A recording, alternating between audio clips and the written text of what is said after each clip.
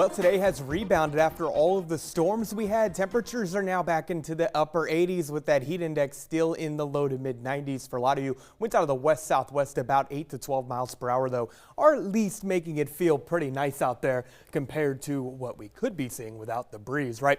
Gorgeous evening on tap, minus the humidity, of course. Partly to mostly cloudy skies will continue. Here's a look at what we saw earlier. Thankfully, we avoided a lot of the worst, the more intense thunderstorms ended up just outside of our area, generally speaking, for portions of the Charleston area. However, we did get some wind gusts about 40 to 50 miles per hour, and just offshore that did verify as well. So we did have severe thunderstorm warnings earlier on. We did pick up a little bit of rain as well, generally about half an inch to an inch for those of you that got rain, and some of you in Statesboro are wondering where was the rain. Well, that is why we don't necessarily get washouts in the summertime. These thunderstorms are more, say, pop-up in nature, and they do tend to hit or miss. But a clean sweep on Viper radar at the moment, and that's going to continue through a lot of the night, but about a 20% chance of some stray showers, even a rumble of thunder or two as energy works across the southeast. But a pretty Monday night, 74 degrees, warm and quite humid. I'm not going to rule out in a little bit of a stray shower by daybreak, but tomorrow another weather aware day in place again for more scattered thunderstorms. Upper 80s to lower 90s will feel like about 95 to 100 degrees.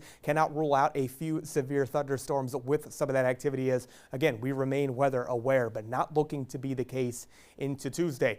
This active storm track continues. We do have a frontal boundary that is going to ever so slowly get into our region. That eventually makes it here, but for now we have the sea breeze pattern. You have these bundles of energy moving across the southeast that will continue to bring more in the way of thunderstorms, but the atmosphere has been worked and there's not going to be much activity for about the next 12 hours or so. Weather aware tomorrow again for the possibility of scattered severe thunderstorms, damaging wind gusts, and again flooding, rainfall, frequent lightning also possible. Can't rule out some small hailstones either. Into Tuesday, not thinking weather aware, but again not going to rule out some isolated strong to severe thunderstorms on our sea breeze that will eventually again set up right along the 95 corridor as it does daily. Take the Futurecast for what it's worth. They've not been handling these storm complexes well, but can't rule out a few stray showers or two, mainly south of I-16, but this activity is not necessarily going to manifest, and I don't think we're going to get much into the morning, but into the afternoon we will get some bundles of energy moving in. That eventually is what sparks showers and storms through across a lot of our area rather, and this all moves in. I think this timing's a little slow. This will probably be our view around, say, 3 or 4 p.m. or so.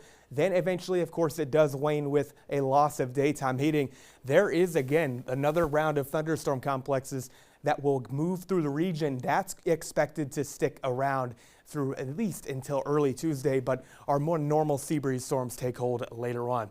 On the water tomorrow, again, the threat for thunderstorms will be there. They hit here on land and they will intensify over the Gulf Stream. Waters will be fairly manageable, though. 2 to 3 foot seas with 10 to 15 knot winds. Low tide middle of the day. Water temps still in the upper 70s there. Your extended forecast keeps scattered storms in play through the entire week. A bit more energy in the mid and upper levels will allow for a weather aware day tomorrow due to the more elevated potential for strong and severe thunderstorms, but your more typical daily stormy and humid pattern will take hold through the middle to end of this week. I don't like it. I don't like it at all.